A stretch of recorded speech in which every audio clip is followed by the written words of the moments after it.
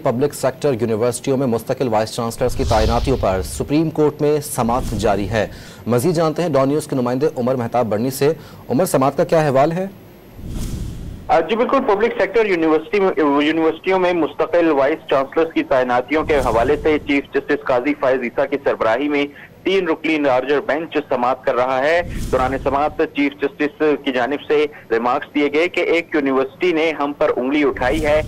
Rector इस्लामी university Samina Malik के वकील अदालत में पेश हुए और उनकी जानिब से मौक़िफ़ अपनाया गया कि रेक्टर खराबी सेहत के बाइस वो नहीं आई, उनको बैकबोन का इशू है।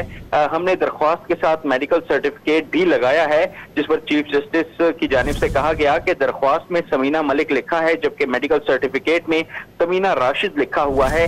बोगस मेडिकल सर्टिफिकेट पेश किया गया है। रेक्टर को बुला लें, अगर सुप्रीम कोर्ट से एम्बुलेंस की जरूरत है तो फराहम की जाए।